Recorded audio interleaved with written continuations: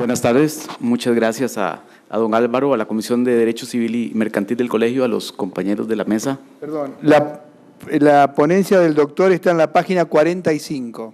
Sí. Bueno, viendo el tiempo con el que contamos, de por sí la ponencia ya era un resumen de la literatura disponible.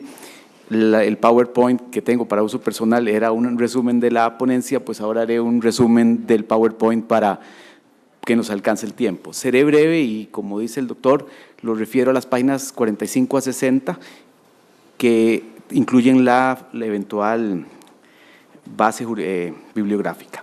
Bueno, el tema que me ocupa es la inclusión de dos deberes específicamente dentro de la ley el Código de Comercio respecto a los directores y administradores de sociedades.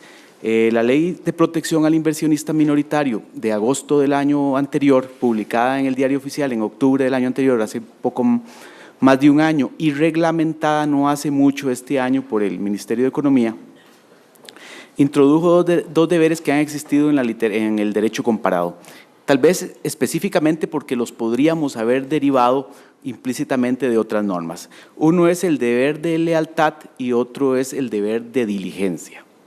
El parrafito que incluye el artículo 189 específicamente lo que dice es que los consejeros y demás administradores están obligados a cumplir con el deber de diligencia y el de lealtad, actuando en el mejor interés de la empresa, algo que la doctrina financiera y los Chicago Boys a veces adoptaban como un dogma, teniendo en cuenta el interés de los accionistas y son solidariamente responsables por la inobservancia de sus deberes. Eso más o menos está en el primer párrafo que no fue derogado, donde dice que los administradores deben cumplir los deberes que los estatutos y la ley les impongan, pero con el nivel o intensidad del mandatario.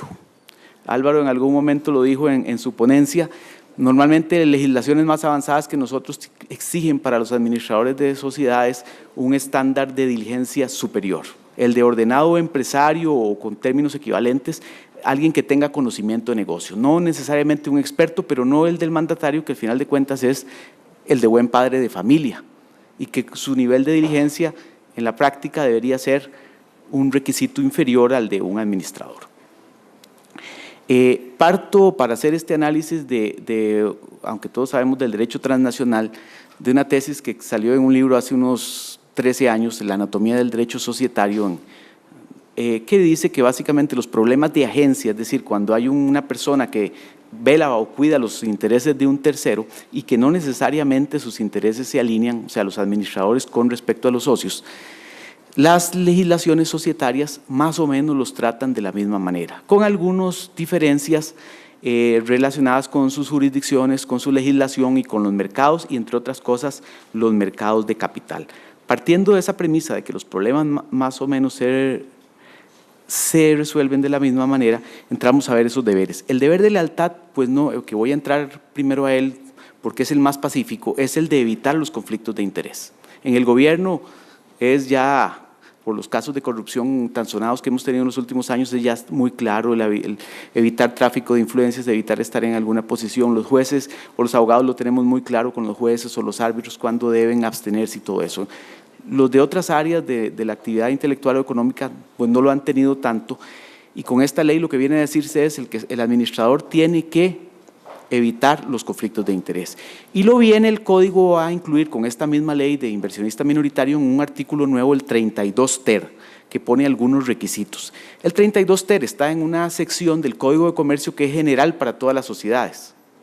Entonces, esas reglas ahí específicas son aplicables para todas las sociedades, aunque su redacción parece dirigirlas más a la sociedad anónima, que es lo que nos interesa. Pero en principio, el primer deber es el de lealtad, evitar los conflictos de interés, como sea. Ahora, y aquí hago una pequeña parada, los deberes de este tipo, diligencia y lealtad, son llamados deberes fiduciarios, y esa denominación es común tanto en sistemas como del derecho anglosajón como del derecho civil continental europeo. ¿Por qué?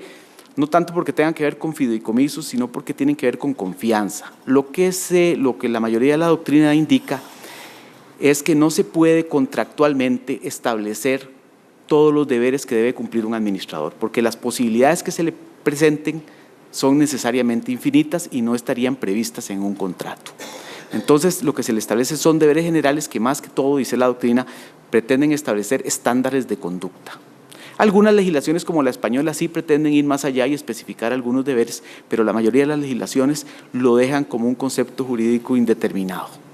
O sea, eso nos llama la atención que todavía hay que ser más cuidadoso. El segundo deber es el de diligencia, y la Real Academia de la Lengua dice que es el deber de cuidado y actividad en ejecutar algo.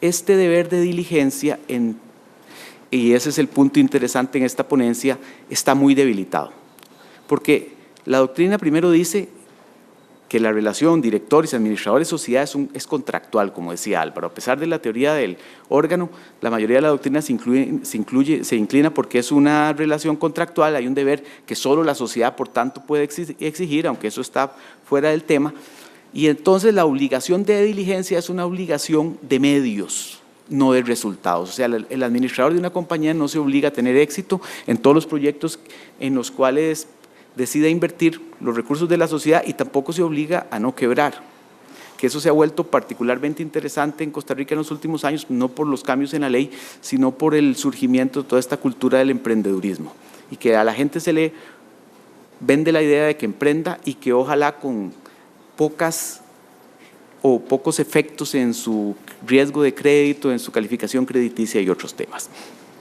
lo cual no es de todo cierto. Ahora, el deber de diligencia primero ha sufrido el embate en el derecho anglosajón, sobre todo Estados Unidos, de la llamada regla de juicio de los negocios. En la práctica, y hay varias variantes de la misma, los tribunales norteamericanos, sobre todo el estado de Delaware, que es el estado que es el forum shopping para donde la gente vaya a inscribir sociedades, los jueces se abstienen de entrar a analizar la calidad de decisiones de negocios. Y lo que alegan es que ellos no son capaces profesionalmente para analizar si un negocio era bueno o malo. Curiosamente que sí analizan si hubo mala praxis de un médico o un ingeniero, que sería empezar a hacer análisis posteriores con información distinta de lo que hicieron los administradores, y eventualmente el mismo tema de que no es posible regular todos los deberes. En el fondo, esta regla en Estados Unidos lo que ha llevado es a que ningún tribunal en la práctica enjuicie nunca a un administrador. El último caso fue en 1985, Van Gorkom, pueden leer el resumen en el texto, y después de eso hubo un cambio legislativo para permitir que los estatutos de la sociedad eliminaran la responsabilidad de los directores. Entonces, en Estados Unidos se adoptó esa tesis, en Europa también se ha adoptado, prácticamente en todo el derecho continental. Lo podemos ver, primero en Alemania fue adoptado jurisprudencialmente y en el 2005 fue incluido en la Ley de Sociedades de Capital. En Portugal está en el artículo 72 de la Ley de Sociedades, Croacia en el artículo 252 de la Ley de Sociedades, Rumanía en su artículo 144 de la Ley de Sociedades. Haciendo un resumen de algunos pocos, en Alemania lo que dice la ley es que no hay un incumplimiento del deber de diligencia si el administrador actuó con información adecuada y que razonablemente pueda actuar, defender que actuó de buena fe. Eso más o menos lo dice la jurisprudencia italiana, que adoptó esta teoría, no legalmente, y en España se adoptó con algunos detalles mayores. Por ejemplo, se dice que tenga la información adecuada, que haya seguido los procedimientos societarios y que actúe en buena fe. Ahora, esta regla de protección de la discrecionalidad administrativa me parece que es totalmente aplicable en Costa Rica. Ninguna de estas legislaciones o jurisdicciones que empezó a aplicarla lo hizo porque una ley se lo permitiera, sino simplemente porque era razonable y lógico dentro del contexto económico, y nos puede llevar a derivaciones prácticas de la responsabilidad de los accionistas. Por el tiempo los dejo aquí y muchas gracias por su atención.